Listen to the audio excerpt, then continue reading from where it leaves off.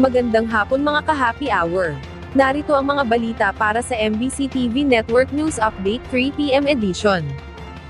Representative Leandro Leviste, nanghihinayang na hindi naging state witness si ex-DPWH Undersecretary Catalina Cabral.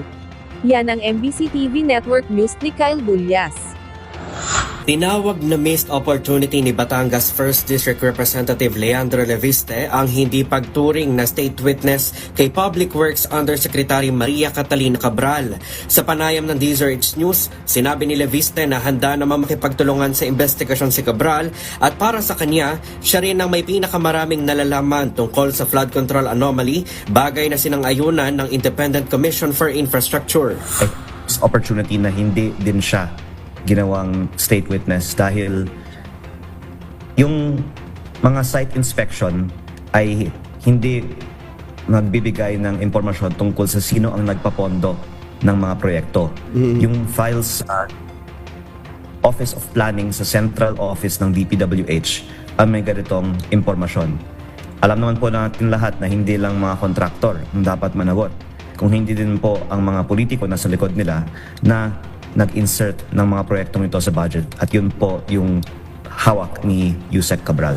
Batay aniya sa listahang natanggap ni Leviste mula kay Cabral, nakasaad dito ang lahat ng proyekto ng DPWH sa buong bansa at kung sino ang mga proponent nito. Kasama umano sa listahan ang iba't ibang matataas na opisyal mula sa Kongreso, mga miyembro ng gabinete at iba pang undersecretary ng iba pang mga ahensya ng pamahalaan. Nang tanungin si Leviste kung may mga senador ding bang kasama sa listahan ni Cabral, sinabi nitong lahat ng senador ay mayroong insertion para sa 2025 DPWH budget, kabilang na ang kanyang ina na si Senator Loren Legarda.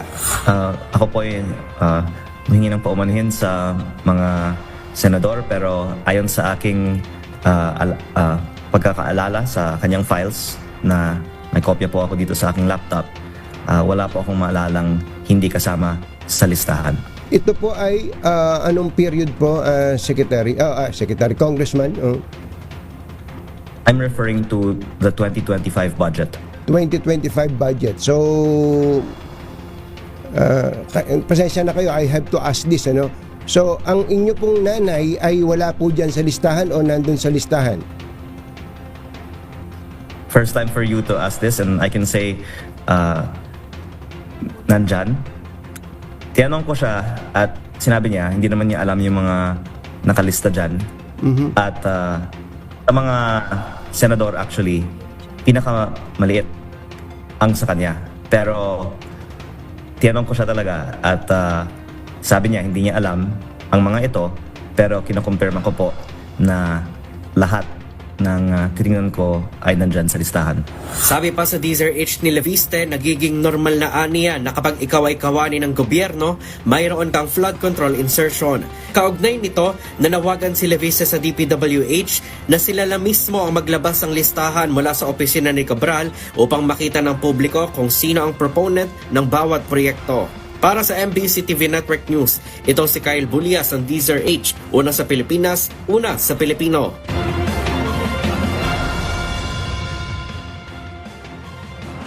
Samantala, hepe ng PNP, personal binisita ang sugatang pulis dahil sa engkwentro sa Quezon, nasawing kasamahan, pinarangalan.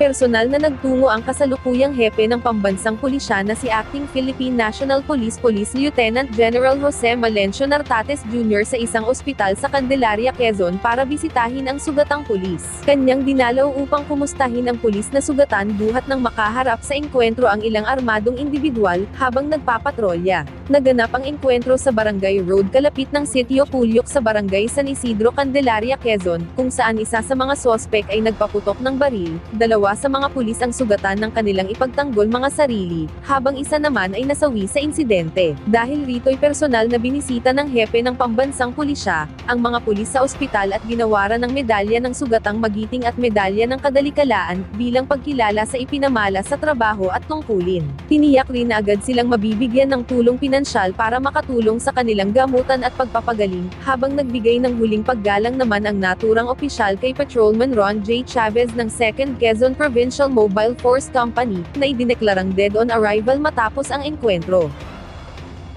At yan ang mga balita para sa MBC TV Network News Update 3 PM edition. Abangan ang mga susunod na balitaan mamaya para sa 4 PM edition.